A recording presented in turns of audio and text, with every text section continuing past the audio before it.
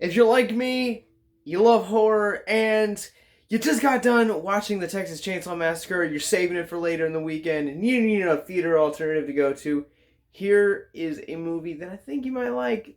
This is our review on The Cursed.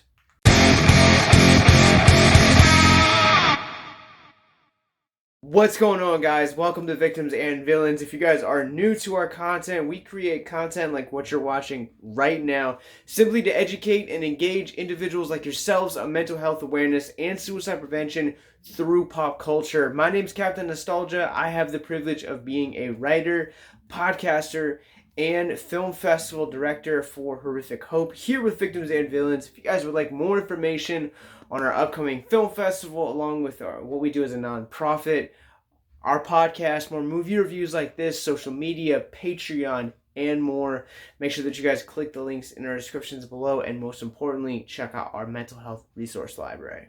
At the latest from Sean Ellis, this is a werewolf epic called The Cursed. This movie tells a story of a landowner that kicks off gypsies from his land. In response, they curse his land, and a werewolf-like creature starts to inhabit it and hunt this small town. And in response, it's up to Boyd Holbrook to save the day and take down the beast. I'm not gonna lie, werewolf movies are really hard to hit for me. Yes, I like the foundational ones like The Wolfman, The Howling, and Ginger Snaps. Largely, that's kind of where my interest in this subgenre kind of gets off.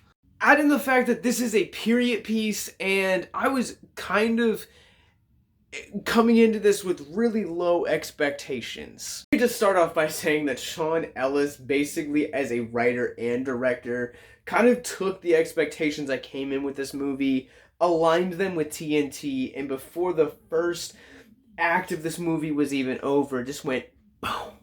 This movie knocked my socks off in ways that I was just not expecting it to. First off, it looks absolutely breathtaking. The cinematography in this movie is just absolutely stunning. Ironically enough, Sean Ellis also does the cinematography in this movie. He has a really distinct vision that helps and allows him to set himself apart from other creators that are making werewolf movies. Previously mentioned films like Ginger Snaps and The Howling, one of which is 22 years old and the other which is 42 years old. And I would have to say that this is the best werewolf movie that has been made since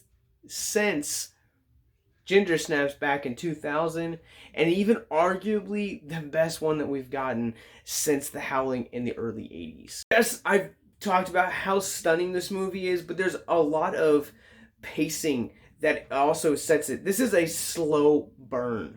What makes this film even more effective with its horror use is that Ellis understands that less is more. You don't even see the final form of the werewolf until the last probably 20 minutes of this movie. It really relies on psychological and atmospheric horror to really draw you to the edge of your seat and suck you into this narrative. With that, the pacing is done exquisitely well. I'll say though that with the pacing, there are portions of the story that do drag, and when the story drags, you definitely feel it. And I will say, from my own personal standpoint, I wasn't a huge fan of Roger Eggers' The Witch. I just kind of felt like it just dragged on a little bit too long, but I think that if you're a fan of The Witch and that pacing, this is a movie that is made for you. If you guys want to know why I like this movie more than The Witch, shoot me a DM on any of our socials. Links are in the bios. This movie, I felt like I was just constantly just enthralled with not only the way this movie looks with its use of shadows and lights, but also at the same time the way that this movie just looks. And even from its practical standpoint, so that by the time you actually get to see the actual first glimpse of the monster, like the practical effects for this movie are just stunning. And even the digital effects of the same exact monster, beautiful. Beyond that, I'll also say that the performances in this movie are just so freaking good.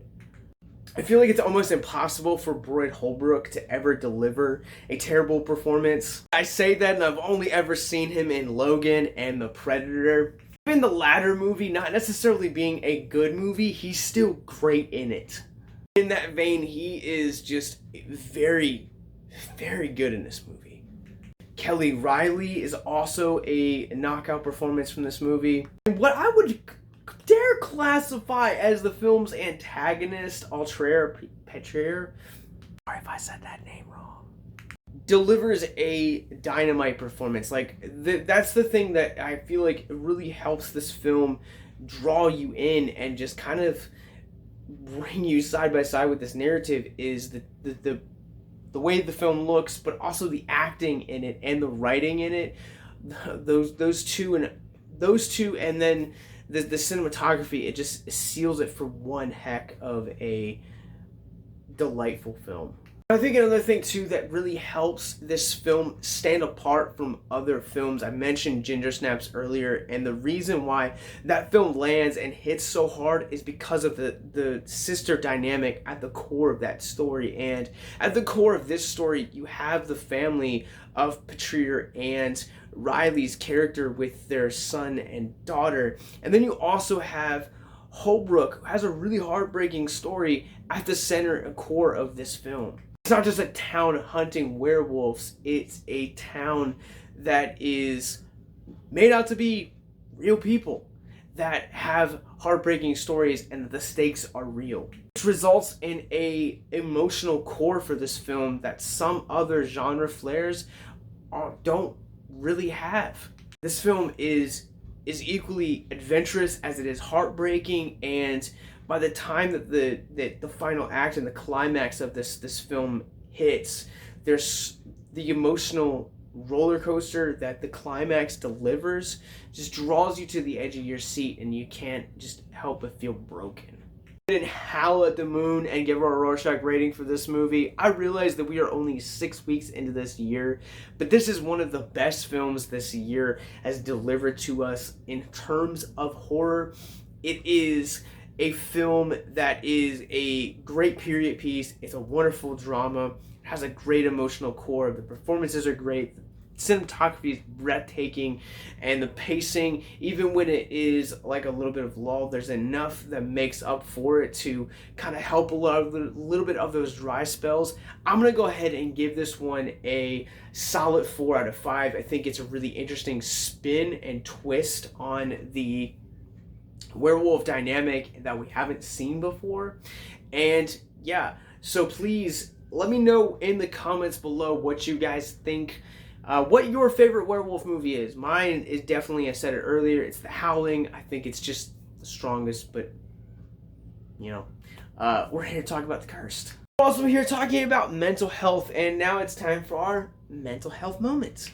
If you guys are new to our content, Mental Health Moment is where we take a theme of mental health from the film or television show which we are analyzing, and take a theme of mental health and pick it apart for just a few minutes in hopes to deconstruct the stigma surrounding mental health. Speaking of stigma, here in the video that the story kicks off with Petrie's character basically kicking out the gypsies off of his land, and the rest of the movie, this act is just unspeakable, and anytime it's brought up, it's quickly shut down. It sounds familiar, doesn't it? That's because we do that with mental health. The thing that you have to realize is that I, as a viewer, I laid witness to the events you're telling me didn't happen. Much like the way that I can see and sense because of body language, and because we have much research that is done on how we handle mental health or traumatic situations.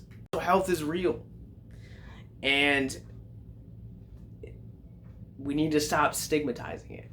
To understand that it's okay not to be okay, and that just because you don't talk about something doesn't necessarily mean that something is gonna go away. Petrie's character didn't want to talk about this event that happened at the beginning of the movie and the consequences of those actions still linger throughout the remainder of the film. And even if we don't talk about the issues that we're having within the confines of our brain and our mental health, doesn't, just because we don't talk about those things doesn't mean that they necessarily go away.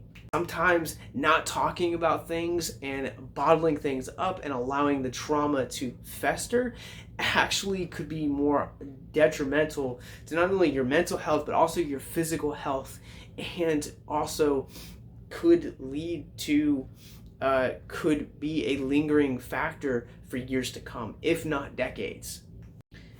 That's why we exist. We exist to simply deconstruct the stigma surrounding mental health and to point viewers like you, and if you guys are listeners of the podcast, listeners to mental health resources so that we can see a decrease in the stigma surrounding mental health. If we don't talk about it, it doesn't negate the fact that those things, they're still happening. There are over 100 people that commit suicide each and every day. And us not talking about it, only it increases the chances of those numbers ever decreasing.